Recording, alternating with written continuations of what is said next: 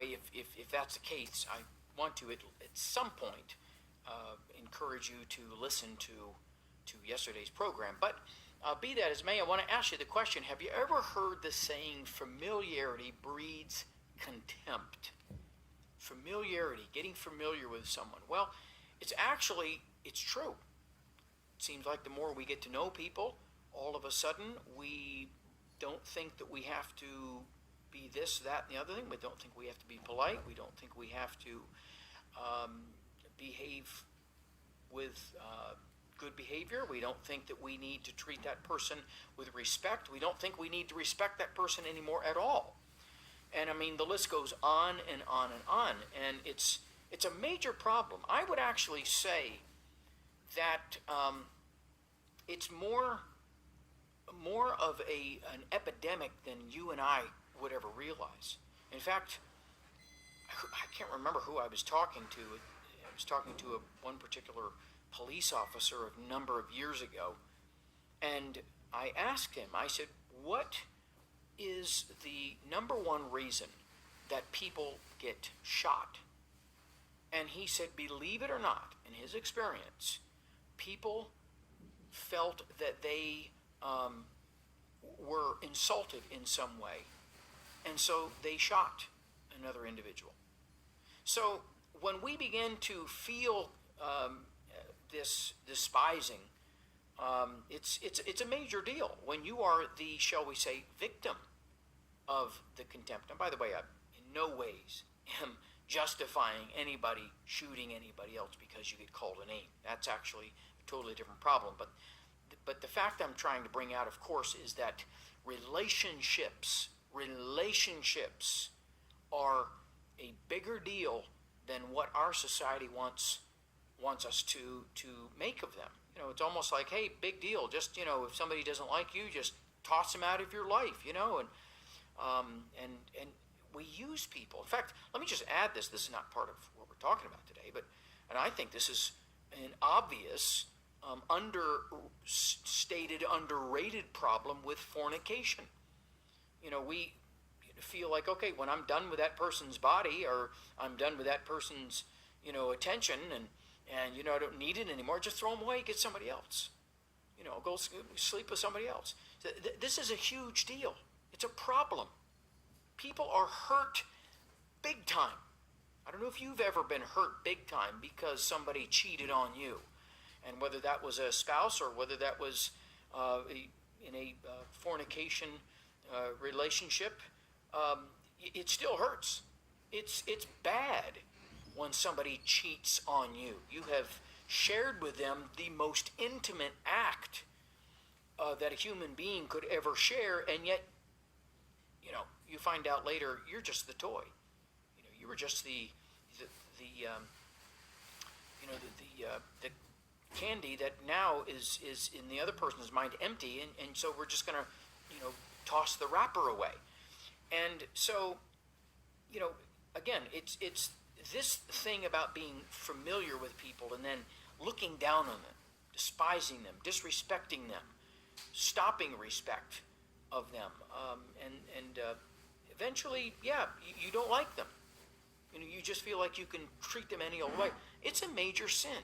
Now, what I want to do is go ahead and read the same two scriptures that I read yesterday, although I have to say that we're not going to get to Romans, which is the first chapter, or first reference I'm going to be giving you. We're not going to be getting to that today, but we are going to be getting to this issue that the apostle addresses here. And so Romans chapter 2, verse 4 says, "Or despisest thou the riches of his," speaking of God, "his goodness and forbearance and long suffering, not knowing that the goodness of God leadeth thee to repentance." So there is a problem that we humans have of even despising. Can you imagine coming to despise divine goodness, divine long suffering, divine grace and mercy? We do. That's how warped we are. And it needs to be addressed. And we're going to be talking about that a little bit more. But right now, we're talking about how we despise one another. And I want to pull out the same scripture, as I've said, that I used yesterday. Matthew chapter 24, verses 48 through 51. Actually, I'm just going to read the, the first verse, chapter of Matthew 24. So, verse 48. And Jesus calls in the evil servant, the one who, quote, shall say in his heart, my Lord delayeth. Let's go ahead and read the next one. We have to read the next one. Verse 49. And shall begin to smite his fellow servants and to eat and drink with the drunken. So here's a servant that Jesus identifies as being evil. What are the things that this evil servant is doing? What makes this servant evil is that not only does he begin to hang out with sinners and become like them, copy them, that's what it really is talking about when it's eating and drinking with the drunken, but he actually begins to smite or beat up his fellow servants. Now Jesus is talking about a backslider here. He's talking about somebody who was a servant of the Lord or the Master. Hello, that is a Christian. And that person turns around and says, well, God's not going to do anything about this right now. And he actually begins to abuse, take advantage of his fellow servants, or we would say his fellow Christians. And I'm going to let you read what Jesus said in verses 50 and 51 concerning that. And it is not what a lot of people want to hear these days.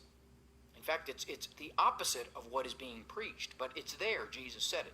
But the fact that I want to bring out today is that we do have a temptation and a penchant for getting familiar with people, and then in that familiarity, this is where the real problem is. The familiarity is not the problem, but we begin to hold them in contempt. We begin to resent, despise, look down on people. We brought out yesterday the classes of people, or the categories of people that we despise. We despise family. We despise people at the job. We despise our people in society, especially authority figures. We despise people in church, pastors and members and other people. And as I've mentioned, we despise God. So really what we're talking about here now, and we want to resume, is how do we avoid that contempt? How do we avoid despising and looking down on and taking advantage of other people? And because as I brought out yesterday, the answer is not withdrawing from people. It's not being, fake and phony and putting up walls. That's not what it's about.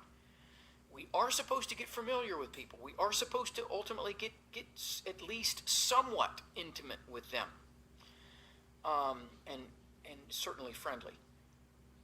So how do we deal with our own temptations? Well, I brought it yesterday, and I'm not going to reiterate it because we actually spent a fair amount of time on it, and that was we got to become grateful. That's probably, as I said yesterday, probably the number one, and maybe even the whole cure for it. And we could maybe even categorize everything I'm going to be talking about today under being grateful. But be that as it may, let's go ahead and dissect this and look at these things, these other things that I've got a little more carefully. So one of the ways that we can avoid contempt for other people, and that is to honor other people, to show honor or show respect for other people. Now, let me just, I don't know how you're going to take this, but I think it drives the point home, and it definitely maybe even says something about us today, a lesson that we need to have learned. I remember years ago hearing a story, actually it's a real life account, about a woman, a wife, who she would, her husband would go off to work. This was a traditional home. Her husband went off to work. She watched the kids and took care of the house. And so she would do all of her work, whatever she was going to do, in the morning and in the early afternoon. Make sure that by the early afternoon she was finished. And then what she would do is that she would actually get herself all ready. She'd, dress up in nice clothes, do her makeup and her hair and prepare. And she would always make sure that when her husband came through that door in the evening, that she looked prepared. She was ready. In other words, she wanted to avoid looking like a bum. And the reason I'm bringing that out, I don't, well, let's put it this way. I do think that that's a good idea. Ladies, I really do. Because men are stimulated, husbands are stimulated by the eyes. That's the way God made us. So there's a lot to be said for that. Especially when you, unfortunately, look at some of these women and you think, man, they look like they just rolled out of a gutter and, just threw some clothes that they found in the back alley on, and just walked out. Anyway, that's not the point I'm trying to make. The point I'm trying to make is that this woman obviously had some sort of and wanted to keep a certain amount of respect in that marriage. And, again, this is just honor, thinking, or respecting. See, one of the ways that we can honor, let me just go ahead and touch this on the families, and especially the husband and wife relationship, as long as we're talking about it. Don't take advantage of the other person. That's one way of respecting. I thank God for a godly wife, and I'll tell you what, she asks me, Mike, are you going to keep this? Can I get rid of this? She doesn't just assume, okay, well, he doesn't need this. I'm just going to arbitrarily, I'm going to make a decision, an executive decision. I'm throwing this away, or I'm going to do this, or I'm going to do that. She actually asks me. And I appreciate that. And I recognize that what she's doing is actually building a healthy marriage. So, and that's, of course, one of thousands and thousands of ways that we cannot take advantage of the other person. I think the same thing is the job. I think the same thing at church. Let's not take advantage of our pastor. Let's not take advantage of our church members. Well, so-and-so is supposed to be a Christian and he's supposed to, maybe so. Okay, but don't take advantage of that. Honor the other person.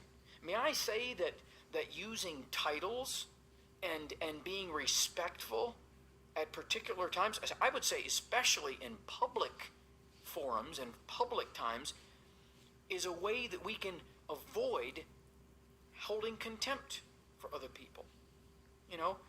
I grew up and we called pastors pastor.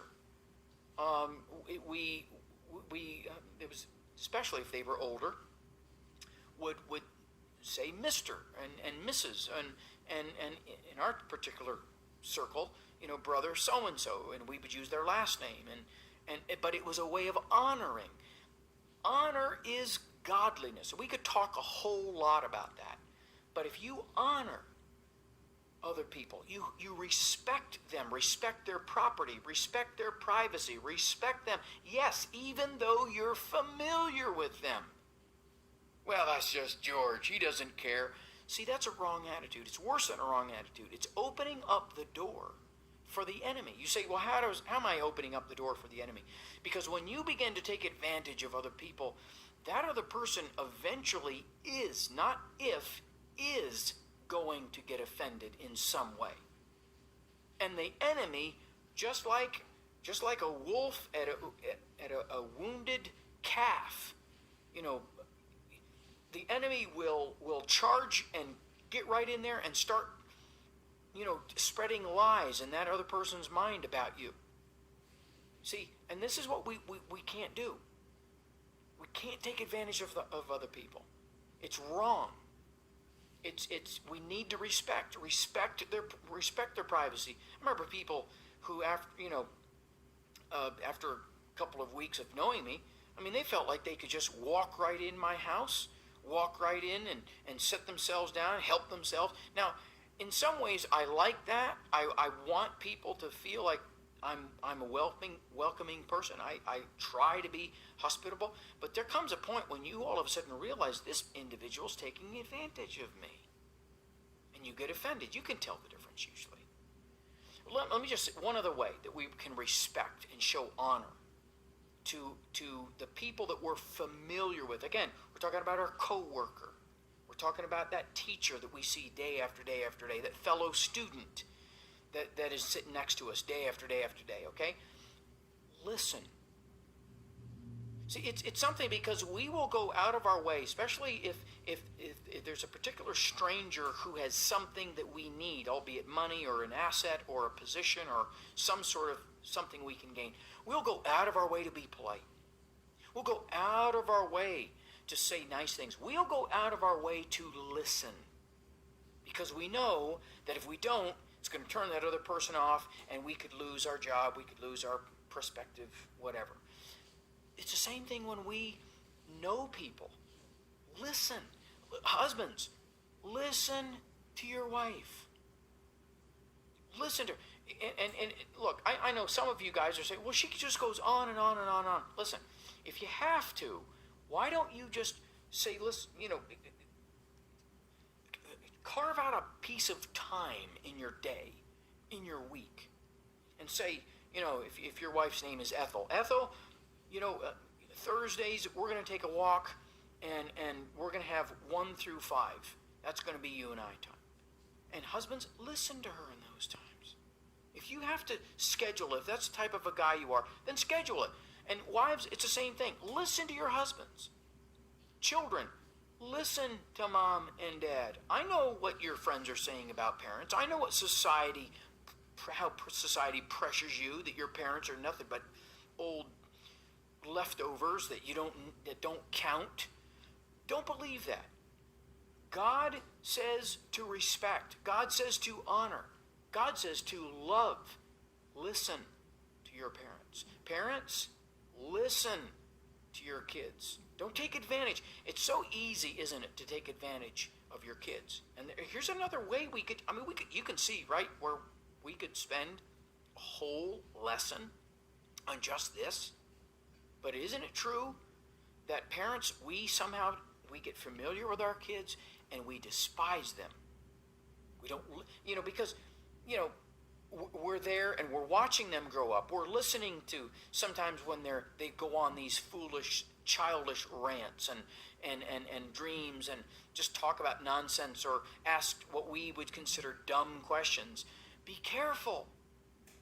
Listen to your kids.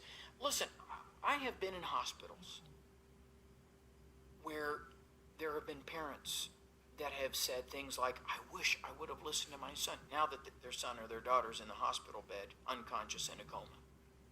I wish I would have listened to them more. I wish I would have taken more time with them. Same thing with siblings.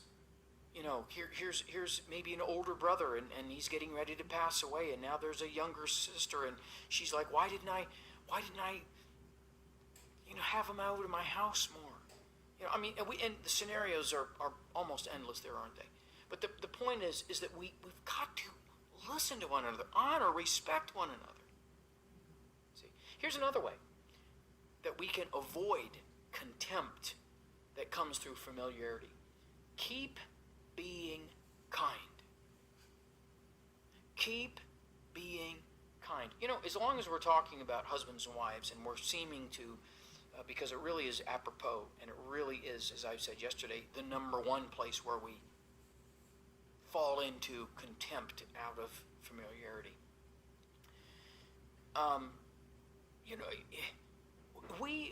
We need to continue to do those thoughtful things that we used to do when we were dating.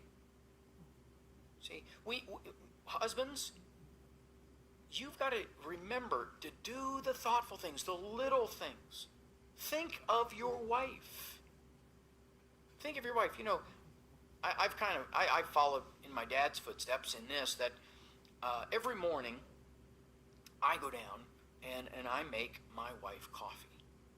She wants coffee in the morning, and I make her coffee. So when she gets up, that coffee is is fresh and hot. It's ready for her. She doesn't have to stumble around like we all do when we're first getting up in the morning and, try to figure out, did I measure that water right or whatever. It's all ready for her. It's the little things. She does little things for me. And this is what we need to do. Here's another way we can be kind and avoid the contempt of familiarity. Kind words. Yes, kind words. It's never ceased to amaze me. I've watched as some couple, and they're dating, and they're calling each other honey and love, and speaking nice and please, and they're using thank yous, and that's fine, that's good, wonderful, keep going. But then all of a sudden, they get married. And it's almost like you forgot their first name. Have you ever noticed that? There's some, we all of a sudden hun. And I'm not saying there's anything wrong with that word, but it's almost like it becomes familiar. Get creative. We in our society today, we love creativity. How about being creative in being kind? Speak kind to your kids. Speak kind to your aunt and uncle. Be kind to that boss of yours. Just use kind words. Be thoughtful to that person.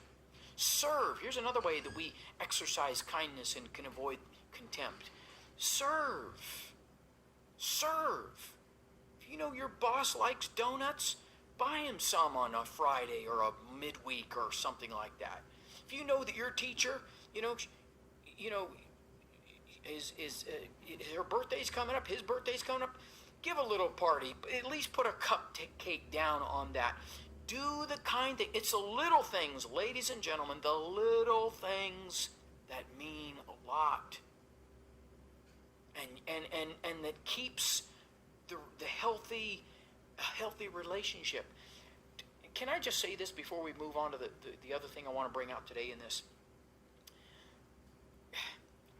You can be kind through not resorting to crudeness and harshness. See, what happens is we get so familiar with people that all of a sudden, we start doing crude things. And we don't even say, excuse me, after that. Well, it's just Bob. Well, it's just Martha. Well, it's just my kids. Well, it's just mom and dad. Well, it's just the custodian. Well, it's just and we go on and on and on. See, some of you don't even realize. Listen, I'm saying something and bringing this out for your good.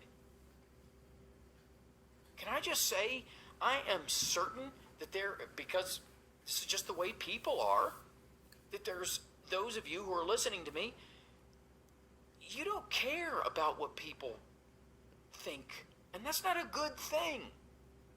Not when it comes to the way that you carry yourself and the way that you treat other people. Okay, when you are doing what is right and you're having to take a stand, fine. It doesn't matter what anybody says about you. But listen, in general, that is not true. You should care for other people. We're not talking about the fear of man. We're not talking about you placating and become a doormat or becoming a yes person. And yet at the same time, you should be showing respect and care for other people and not be harsh with them. I mean, I've listened to the way that some people go up and talk. I'm going to say waiters and waitresses because this is where you see it a lot. Here's somebody who's just trying to make a living, and they're giving you the dish that somebody else made, and all you can do is turn around and snap their head off. Harshness. That's not Christian. It's not the will of God, and it's not the solution. See, some people think, well, I'm going to teach that person a lesson, and why I'm going to tell them off. I have never seen anybody who is told off, especially in public, and dressed down up one side and down the other. I've never seen that person walk away and say, you're absolutely right. I've never seen that. you either get one or two reactions. Either the person gets totally embarrassed and runs away because now they're ashamed, or most of the time they respond out of violence themselves. See, Jesus is smart, folks. He's telling us to love other people. And part of this, the practicality, is not resorting to the contempt that comes through familiarity. It doesn't matter if they're supposed to. Well, my wife is supposed to do this, and she's supposed to do that. Well, my husband's supposed to do this. He knows what he's supposed to do. My kids know what they're supposed to do. They know how they're supposed to behave. And we go on and on, again, in every aspect of our life. Well, those police officers, they know. You know, the government official there, he should know how to. That is not Christian. Alright, friends, brothers and sisters in Christ, check this out. This is what we call the gallery. So, you're going to see some pictures that I've used on my screen, but these are giant pictures. So, this one up here you might recognize. These are all 4 feet by, some of them are like, they're 8 feet, 4 feet by 8 feet. You see this is actually print brick. So, instead of having, it's not actual brick. It's just on a piece of wood. On actual wood. See? Wood. 1 inch thick. But it looks just like brick. Over here we got this familiar picture. Doesn't that look beautiful in a wall size? Just gorgeous. Color. This is printed on wood. This is plywood, y'all. Look at the detail. See, you look real close. You can see it's plywood. See the grain? See the grain? Then we got acoustical ceiling tiles up here. A variety of them. This is really pretty. That's plywood. Plywood. Beautiful pier scene here. Beautiful scene in Alaska. Beautiful 57 Chevy. It's gorgeous. Look at the gleam on that chrome. That's printed on foam, foam composite. So many options. I mean, this is some of the stuff I love. Printed on the metal plates. Beautiful. This is what I recommend. We can print on glass. Here's some more bridge.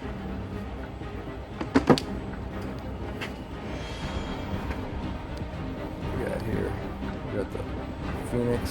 What is this? The Grand Canyon.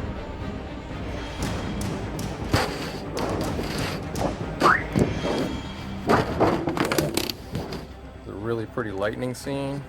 I love this one.